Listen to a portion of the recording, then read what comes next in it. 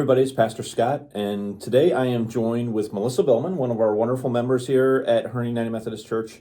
And today we're going to talk about this Sunday school class that we have this week. So we're in the third week of what it means to be United Methodist. For anybody that's new to the church or thinking about membership, those that we would consider seekers, or if you've been a member for a long time.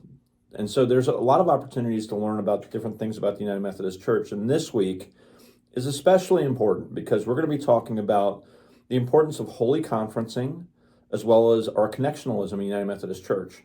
The reason why it's really important about the connectionalism and the holy conferencing is next week, so next Tuesday on the 23rd, is the start of General Conference.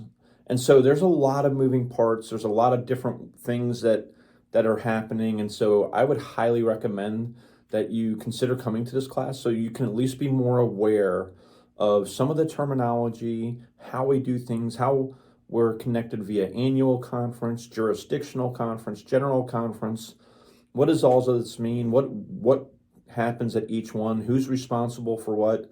We're going to talk about the delegates from Virginia. We're going to talk about the roles that we have as clergy and as delegates. And so one of the reasons that I am having Melissa join me is that Melissa and John Simons are our annual conference delegates. So in United Methodist Church, one of the really cool things is there's equal voice and equal vote. So for Sungjay and I, we go to annual conference every year, and we're there to vote on all the different things that we have to vote on.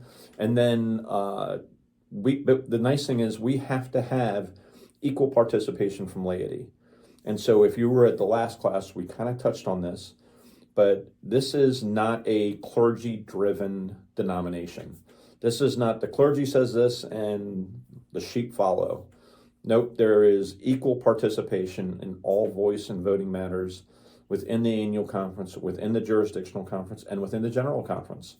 And so we're excited to talk about that coming up in this class.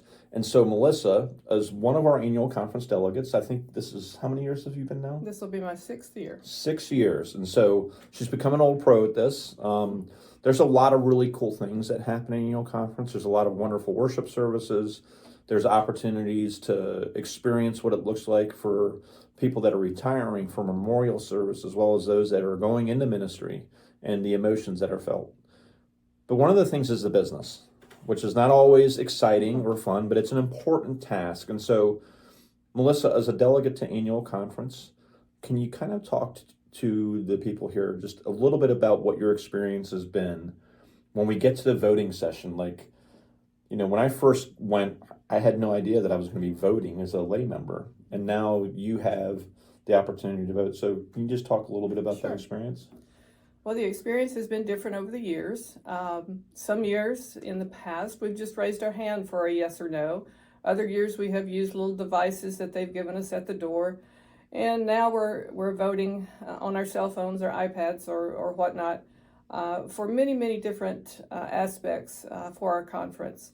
What I think is very exciting is being able to vote for those that go on to general conference, go on to the jurisdictional conferences. And all that started with our church, just like all the local churches. Our local delegates, John and I, were voted in by our church.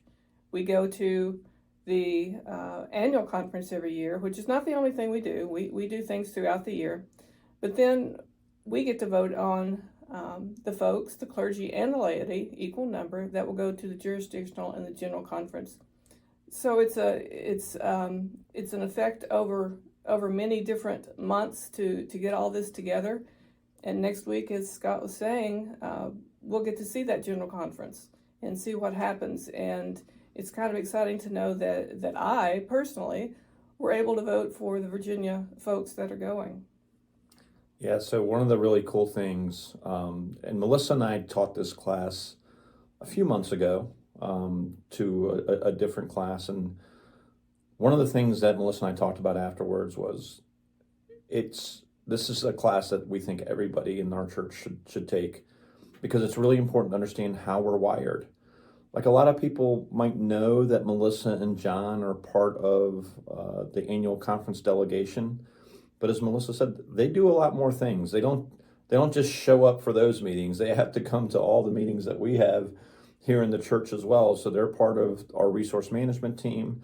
They are part of charge conference. They're part of decision making that happens in the church. So they are the voice for this church. And so if there are questions that you have, you can always see myself or Sanjay, but you can also talk to Melissa and John about the different things. And so there are a lot of different moving parts that happen in United Methodist Church. So Melissa, let me ask you this: when you go to annual conference and they start voting on things, was it hard for you to navigate this at first because you didn't understand how things were, and now do you feel like you're much more comfortable? You hit it on the head. Had no idea what was going on the first year. After that, kind of got my feet wet with the first year. Second year, there's a book of reports that they send out via online, or now you can buy it for $15 on paper, which I did this year. It's worth it because I want that with me all the time while I'm there. But it's a huge book of reports of every committee that the Methodists have. And that we're going to vote for something for each one of those committees, perhaps. Budget is a big thing, of course, as it is with all churches. So I forget your question, but I don't know if I answered. Yes. I remember now. It was tough the first couple of years to understand what was going on. But you've always got folks that have been there. It's a great place to connect with other people that have been there for years and years and years. And once you get over the fear of going and having to find everything and everywhere, it gets easier. You talked about the connectionalism, which we'll talk a little bit more about, and how we're connected with other churches in our district and at the annual conference level and beyond. But one of the really cool things about annual conference is getting to see old friends, is getting to see former pastors or people that maybe have moved out of the area. I get to have lunch with what we call the Herndon Mafia, which is a lot of pastors that have come from here, Justin White and Sean Devilites, as well as Josh Hagstrom, and there's a few others that get to mix in. So it's always fun to be able to get to see old friends and connect with them. So I would really encourage you, if you have the ability, to come out this Sunday after worship service at 11:15. We're to be down in room 115, 116 to learn a lot more about this. Again, general conferences next week. You'll be able to watch it online. But I think it's a really amazing opportunity, if nothing else, just to be better educated about how we're wired and how we do things in the United Methodist Church. So hope we'll see you. Melissa, thanks a lot for joining me. Thank you for the invite. And we'll look forward to seeing you on Sunday. Have a great week. Bye.